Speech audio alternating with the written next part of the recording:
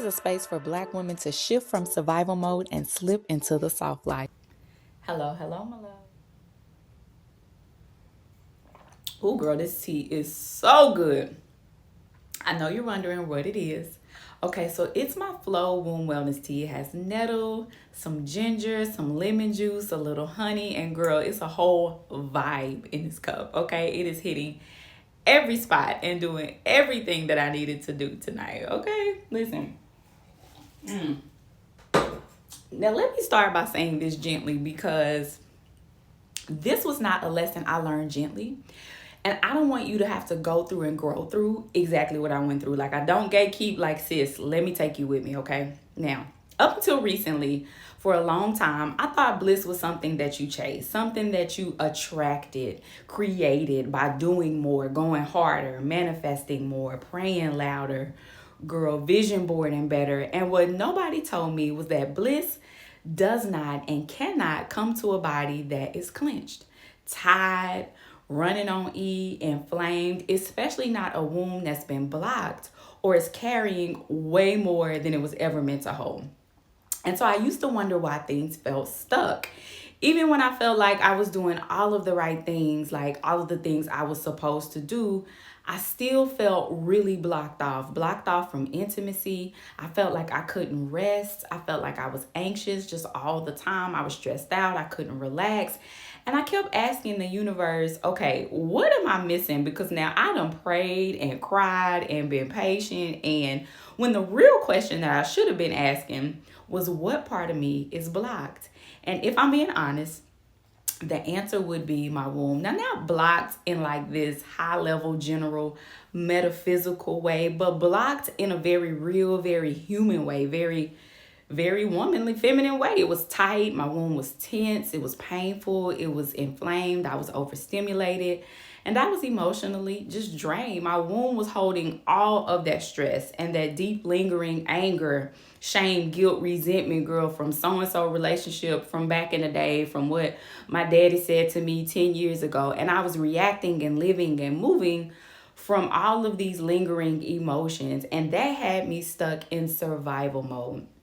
And then years of just pushing through with my baby instead of resting and relaxing, I didn't realize how much of that was affecting my ability to receive anything. Because here's the part nobody really explains to us as women growing up with these beautiful divine wombs.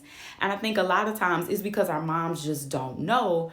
But your womb is about more than making babies, okay? It is a spiritual place of reception, a spiritual place of creation, a spiritual place of intuition, magnetism, pleasure, and safety. She is magical.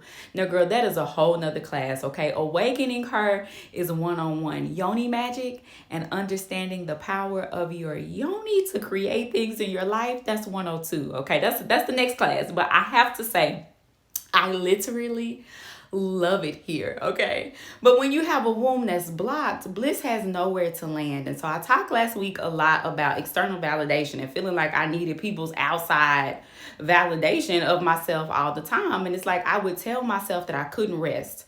I would rest once my life was right, once I got the relationship just right, once the house was just right, once I got the car I wanted, once I got the body I wanted, then I would feel bliss. But actually, bliss is internal, right? It's my internal environment, how I feel about myself, being balanced within myself.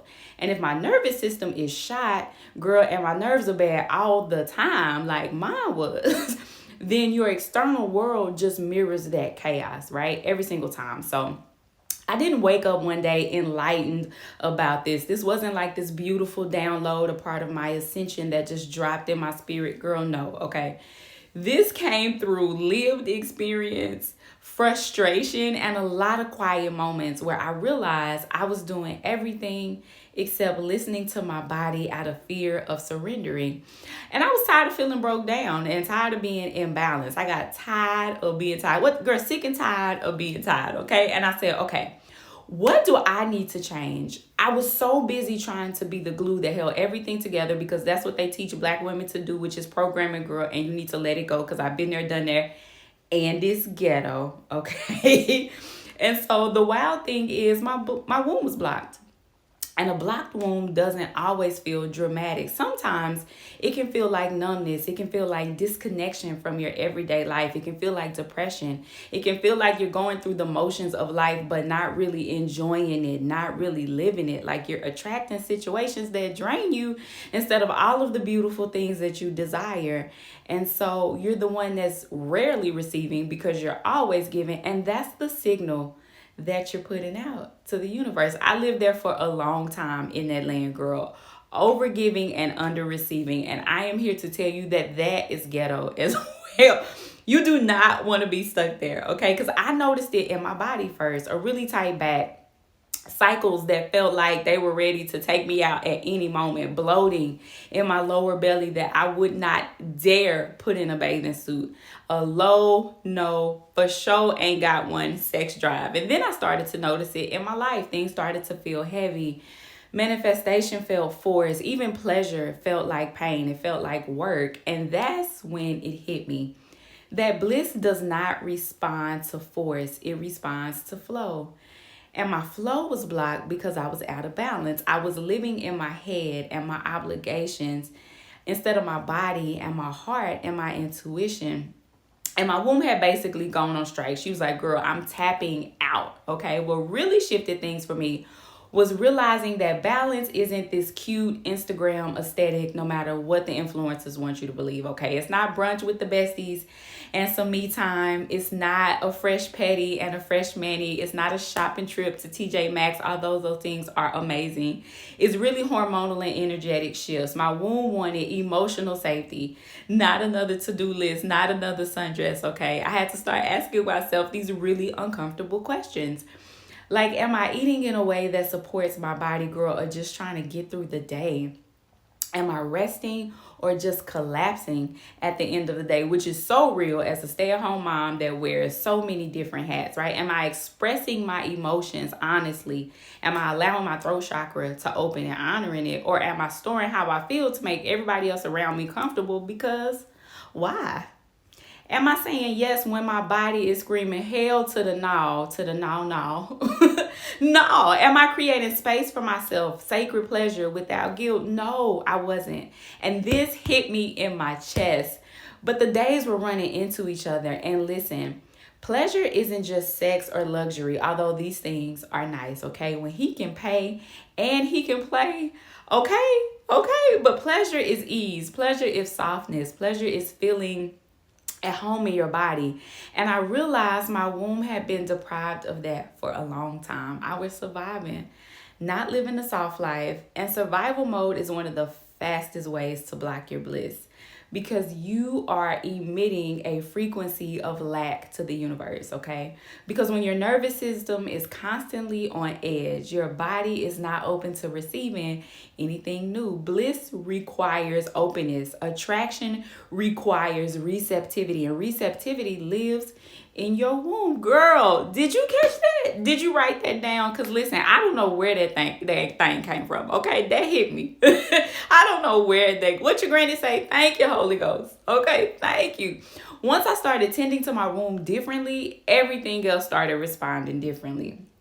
I feel like I am literally walking in my season of miracles that I created for myself with this womb work. And baby, this year of the horse that's coming is going to be everything for me and mine. But what I did was I began prioritizing real warm foods. I had to eat real foods. You have to eat life in order to have and feel like life. Okay, I began prioritizing drinking water, my hydration, my rest, my herbs, supporting my hormones, supporting my sleep, just supporting ease. I started slowing down before my cycle instead of pushing harder. I paid attention to my posture, paid attention to my breath, paid attention to my hips, paid attention to my pelvic floor. Honey, do not sleep on pelvic floor exercises. Okay, they are a game changer. Whether you have had a baby 10 days ago or 10 years ago, do not count out pelvic floor exercises because they're also a very, very healing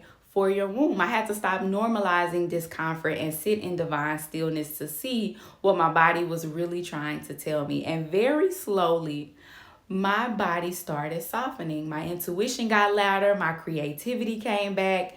And then something more interesting happened. Something more magical felt like it happened. Life started meeting me differently. Opportunities felt aligned instead of forced. Relationships felt reciprocal instead of one-sided. Rest felt like I was resting instead of just waking up feeling like I didn't get any sleep at all. You ever went to sleep and woke up more tired than when you went to sleep? That's your body, that's your womb, that's your adrenal glands, right?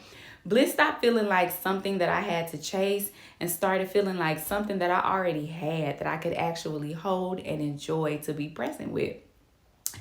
And that's when I really understood that a blocked womb doesn't just block babies. It blocks ideas, it blocks joy, it blocks intimacy, it blocks abundance and peace, all of which are my divine birthright.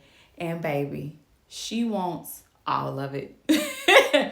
And balance is the key that unlocks it. Not balance as in doing every single thing right as in perfection, but balance as in rhythm. Knowing when to move and knowing when to rest. Knowing when to say, nah, I'm going to chill. I'm going to stay at home tonight. Knowing when to give and knowing when to receive. When to call your energy back in. When to speak and when to be still. When to be silent. It helps with your rhythms, your cycle, your consistency. It's not about extremes. I started honoring my body, and my body responded with natural healing, because your body is made to heal itself if you give it the right conditions, and you don't always need another pill or another procedure. Because balance is everything. A balanced womb is a womb that's open. And an open womb is a womb that is magnetic. And that's why womb work is absolutely not optional for me. It is literally what I was born to do. And I take it real serious. Because when I don't, I notice how things feel off for me. It's why I talk about eating real foods and understanding your cycles and your stress and your boundaries and owning your softness so much, because all of it feeds into how open or blocked your womb feels and your life feels, right? And so it's also why I wrote Flow Feminine Wellness, because I wanted to give Black women a very simple plan that they could follow to get back to balance.